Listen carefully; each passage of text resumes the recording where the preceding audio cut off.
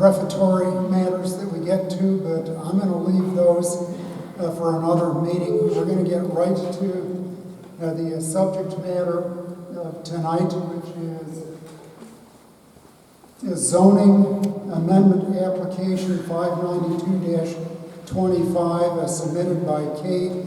Hovnanian, Ohio Division, LLC. I did not come here planning to run this meeting, but so bear with me for a minute. Let me tell you how the meeting is going to be conducted. First of all, we're going to be, turn off all phones.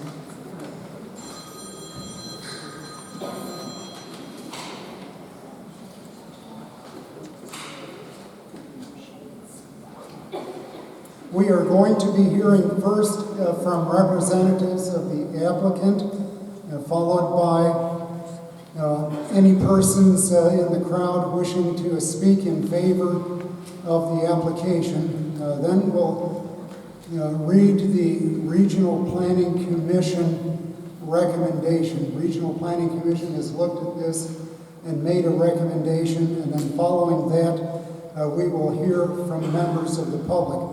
Now, normally when we conduct meetings like this, we might have a half dozen people, so it's real easy for everybody to get their say. Tonight, if everybody in the crowd spoke, and if I gave you even 3 minutes each, we'd still be here when the sun comes up tomorrow. That's not going to happen. So what I'm asking is that maybe the 5 or 6 most articulate members of the neighborhood speak on behalf of the neighborhood when it comes time for opponents of the application to be heard.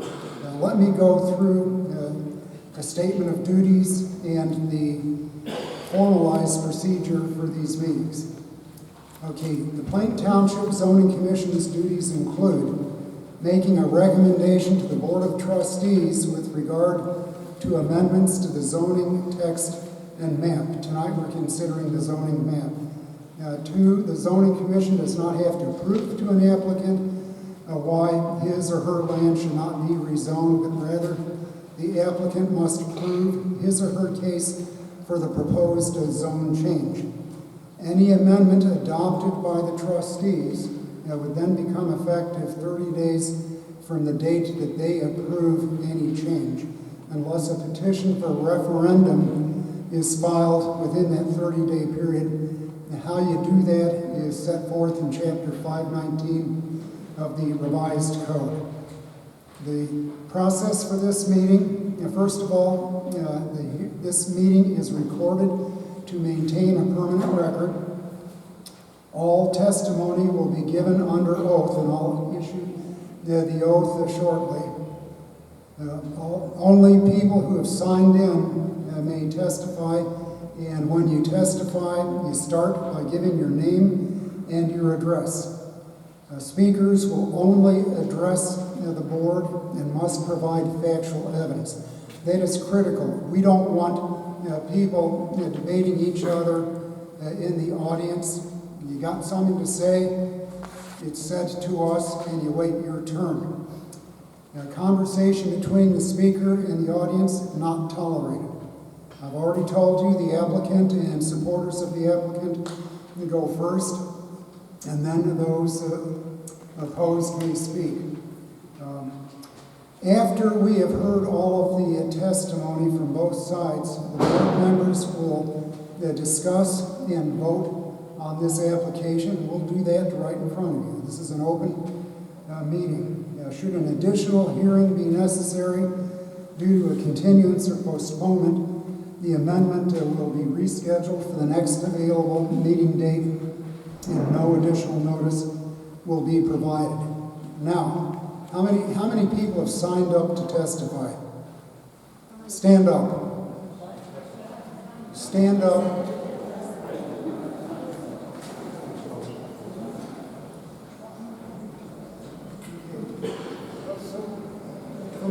From what I'm seeing, there's only 3 people who will testify. I'm assuming somebody from the applicant is going to testify. Was there a sign-in sheet specifically for? There is a sign-in sheet. You'll have a chance to find it or go to it. No, not for a sign, you don't have a sign-in sheet to be a speaker. Yes. Oh, yes, you do. No, you have to be signed in on the sheet. True. So my understanding is the sheet is for those who want to speak, but don't worry. Just because you inadvertently didn't sign up doesn't mean we'll prevent you from speaking. Okay? I mean, we want to have a fair hearing. So all of those who believe they will speak or testify, I would ask you to raise your right hands, and I will ask you, do you swear or affirm that the information and testimony you are about to present is true and accurate to the best of your knowledge and belief? Okay, you all sit down. Next up, I think everybody knows what this is about, but in essence, this is to rezone a 50-plus acre parcel on either side of Ivy, butting up against Elmhurst, from R1 single-family residential to R6 planned unit development. And a rendering of what that will be is on the board to my right. So, members of the commission, any prefatory matters? I mean, I have a couple. No.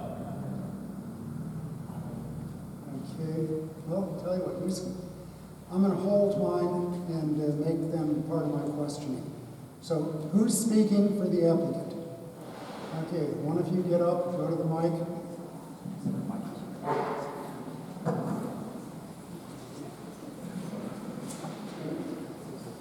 Test. Okay. Hear me, Mr. Chairman? Okay, I need your full name and address. Travis Crane, C-R-A-N-E, the Daily Resource Group. Address is 1310 Sharon Copley Road, Sharon Center, Ohio. Okay, and why don't you tell us whatever you want to in support of the application? I'm going to give a brief description of the project. I am the civil engineer. I am the area manager of the Resources Group engineering team in the Sharon Center office. So our team came up with a plan and had discussions with the utility owners on where the sewer is going and where the water is coming from. So I'm going to give a brief rundown of the project, and I'm going to hand it over to the team here from the builder and the property owner after that. So, as you stated in the prelude to our presentation, the property is currently zoned number 1. We're asking for a rezoning to R6 PUD. It's approximately 59 acres. We have 120 units, single family. Typically 55 wide lots, 55-foot wide lots on the south, and 65-foot wide lots on the north. As you also stated, the property is bisected by Ivy Street. We had discussions with the closest water source to the project is the city of Canton. They're located here at Market and Ivy. We're planning on extending public water west on Ivy Street into our subdivision to service the lots.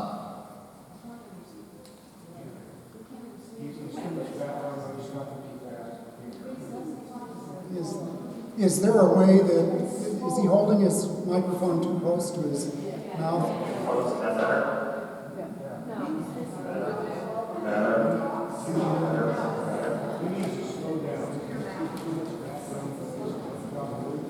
Yeah, so I'm an engineer, so I'm probably not the least eloquent person in this room. So right off the bat, I'm going to miss your request, so I apologize. Is that better?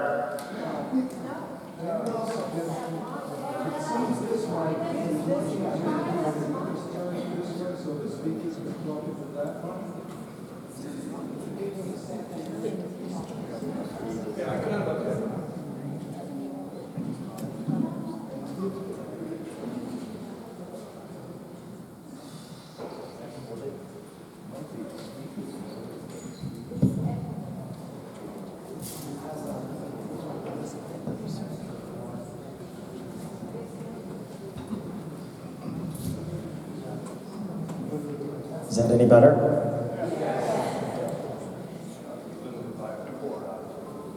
I trip on the cord.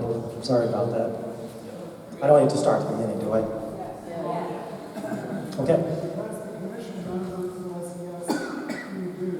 Okay, remember, no direct discussion between the speaker and the audience.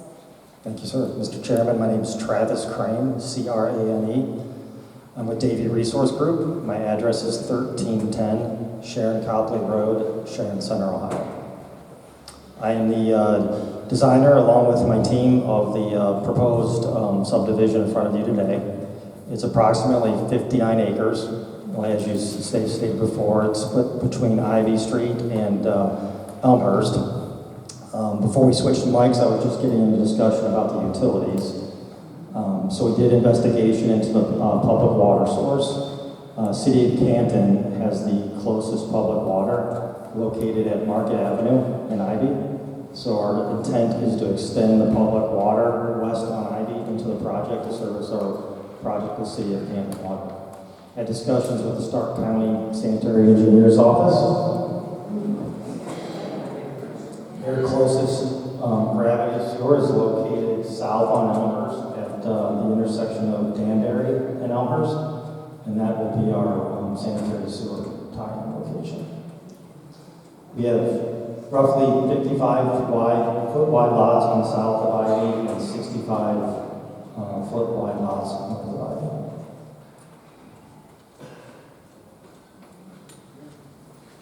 Thank you.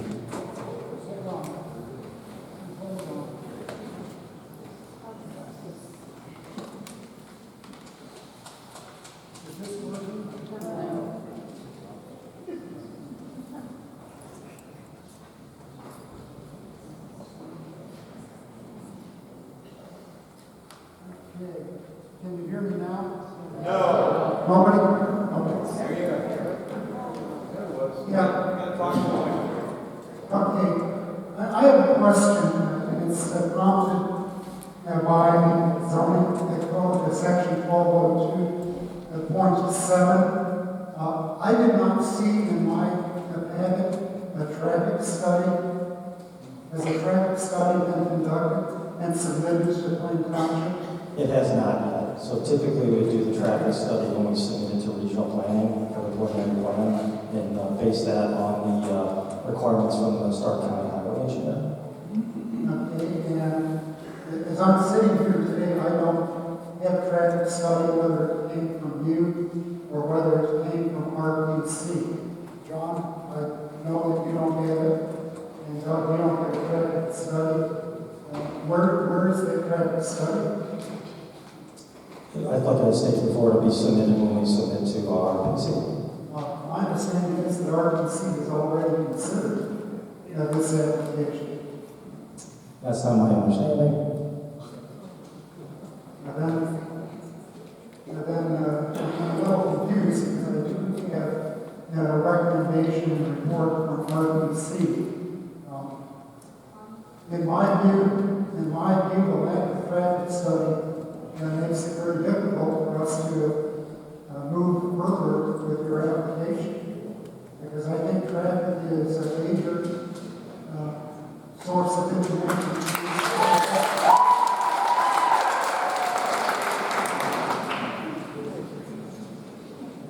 John, your thoughts?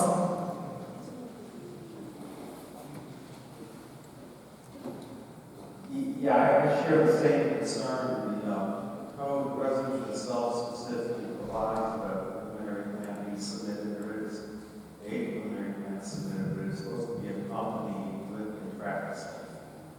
We don't have it. I think the rezoning application was reviewed by regional planning, but I do not believe the site plan was reviewed by regional planning. We have not received comments, but we submitted the application for the rezoning, not the site plan. Well, I understand, when you submit a preliminary plan, you have it, but it does not have accompanying it a traffic study, and the zoning resolution specifically requires that the preliminary plan submitted with your zone change application must have that traffic study. I believe we submitted for rezoning, a map amendment from the R1 to the R6. We did submit as a courtesy the site plan, but what's in front of the board tonight is a rezoning application. Well, it's not a courtesy, it is a requirement that you provide a preliminary plan, and a further requirement that with it, you provide a traffic study. So there's no courtesy involved in that. It is a requirement specifically set forth in the zoning resolution. For a rezoning application or For a for site plan approval? For a rezoning application to the R6 classification, it is specifically provided in the zoning resolution in bold print that you have to provide a preliminary plan requiring a bullet list of items, some of which I think are provided for in your plan, but there's certainly no traffic study. And without that, I don't think we can proceed any further this evening, because the application is incomplete. So it was our understanding when we submitted the application that it was a complete application. I don't know if you've done maybe that understanding. I certainly hear you. This is the first time we reviewed the application in the context of the applicable zoning resolution provisions. And it simply does not provide a traffic study. I don't know what else to say. There's nothing. I'm not doubting that the traffic study is not there. I know we have not done the traffic study because we haven't submitted to regional planning for the preliminary plan yet. And that's when the discussions happen with the Stark County Highway Engineer in terms of what the scope of the traffic study would be. That could be in the context of most zone change applications, but specifically with respect to a request to change to R6, the resolution, bold print, tells us a company includes a traffic study with the preliminary plan. Thereafter, the trustees will get a final plan. Thereafter, regional planning will get a final plan in the context of issuing permits and certificates. So we're handcuffed. We can't proceed under the application because it's incomplete. I don't know if that's a jurisdictional issue or not, but the application is simply incomplete.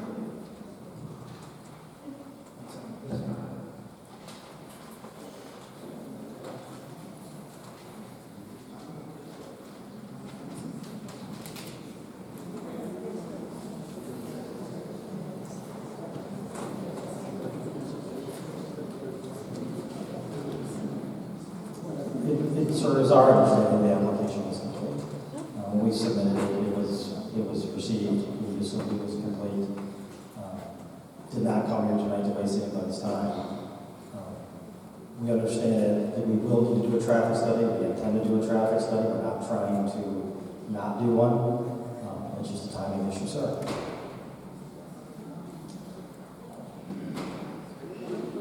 And I understand everything you're saying. We are bound and constrained to follow the zoning resolution. And we can't proceed any further without that traffic study presented in front of this board and in front of the folks that are here.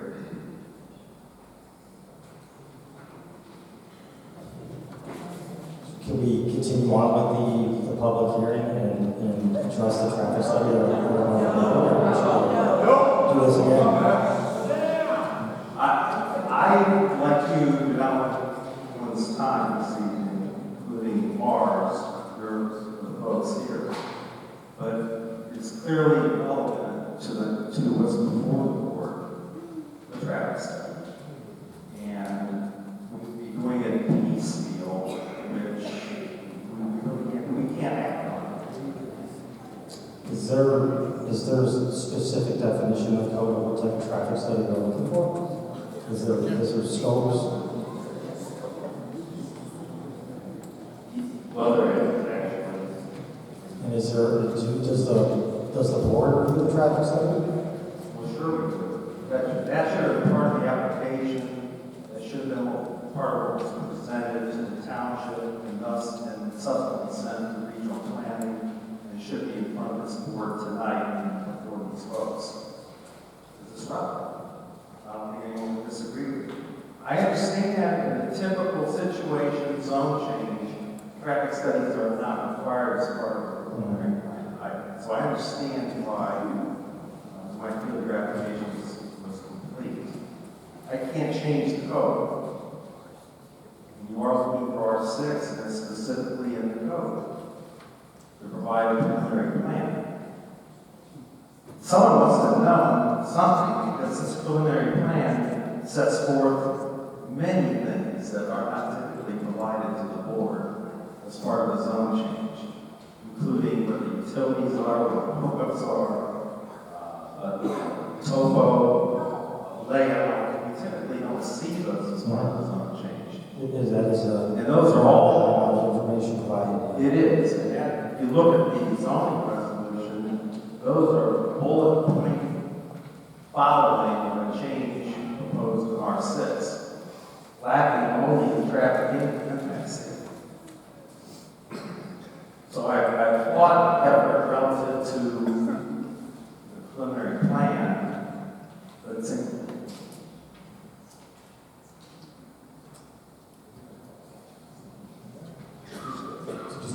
Come back in a couple months then, I guess, or next month, is that what you're telling me tonight?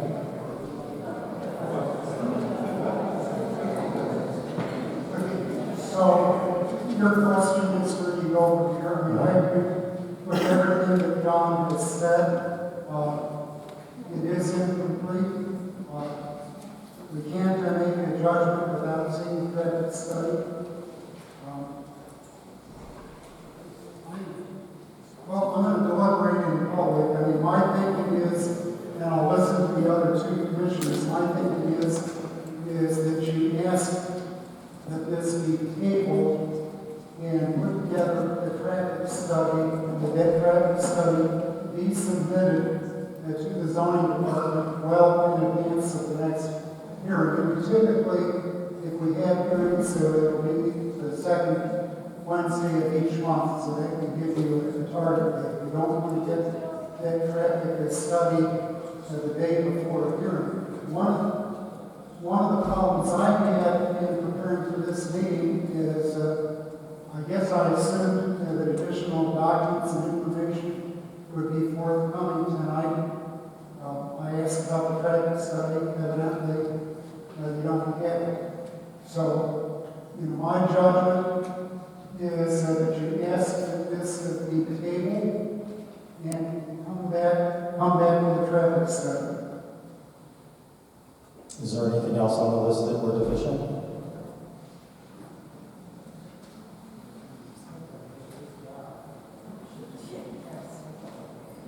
I will use my copy. The bullet point items are required. I did not specifically go through each and every one with respect to the preliminary plan submitted because I caught the traffic study.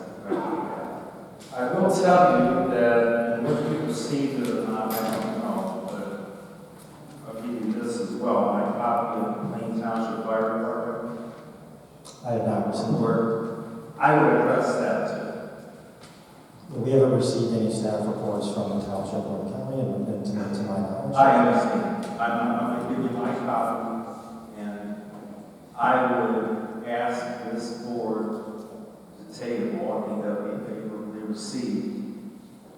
And I would come back making sure you get all the bullet point items that are required for the preliminary plan, and I would address the Plain Township Fire Department comment. Then I think we have a complete application. We have everything we need in order to fully properly consider the application. Can I confer with my client for a moment? You may. Thank you.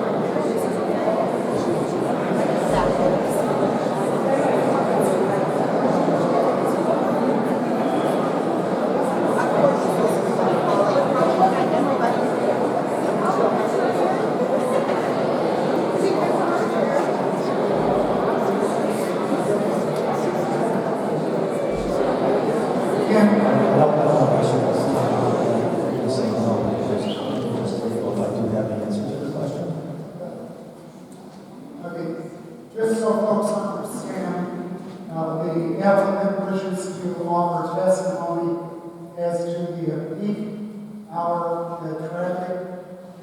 The problem is this does require that a traffic impact statement be submitted with the application.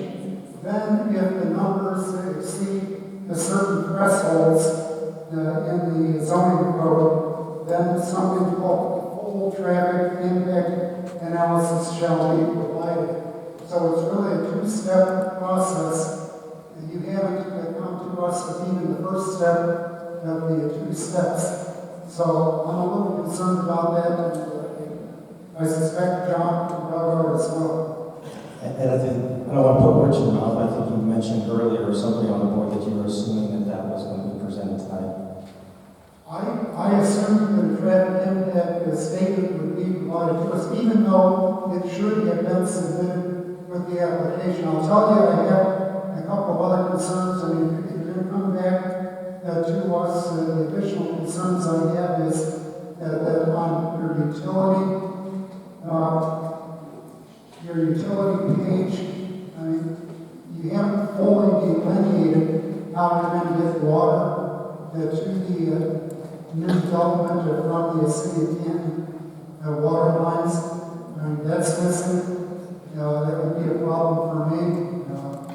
And to be honest, with respect to utilities, we need a description and its location of existing water, sewer facilities, and other existing utilities and proposed methods for extension. I'd like to hear more from the county about how sewer would get to this development. I mean, does the county have available capacity? Does the city have available capacity? I think you need to provide that information as well when you come back. I can provide it right now, verbally. I'm simply going to say that Jim Troy says that they've got capacity. I've had conversations with both the Stark County Sanitary Engineer's Office and the City of Canton, and they both confirm that the capacity is City of Canton, as I stated, to provide water. The Stark County Sanitary Engineer has the capacity for the sewer. And I talk with the Stark County Sanitary Engineer on a regular basis. I would not expect anybody to take my word for what he told me. I need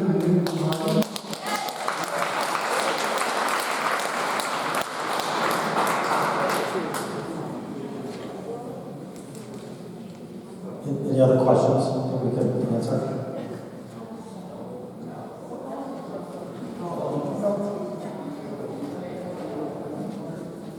So, what do you want to do?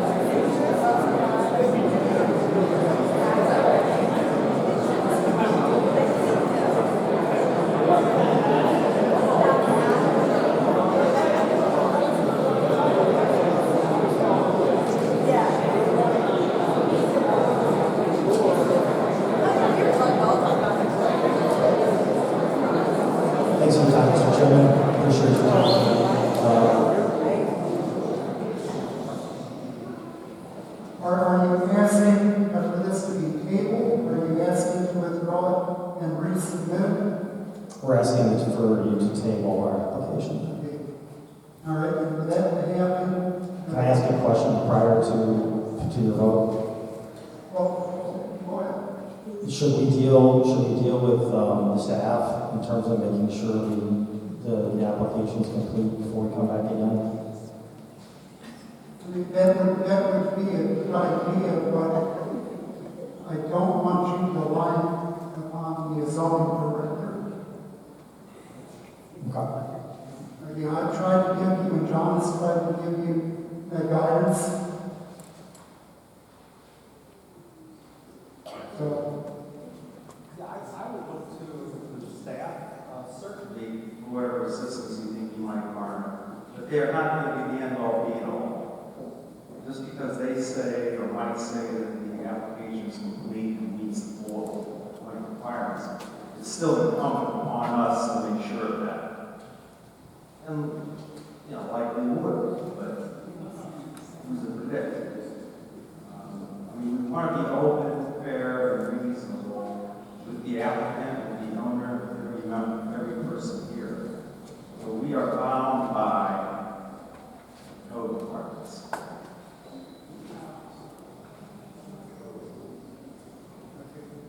so John, I move that we, Mr. Chairman, I would move that we table the application for the submittal made for proposed amendment number 592-25.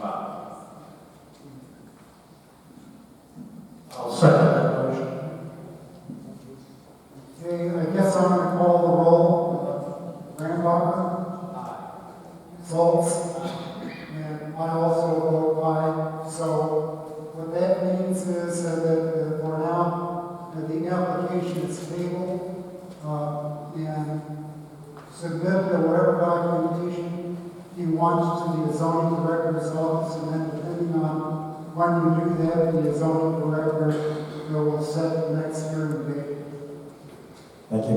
Okay.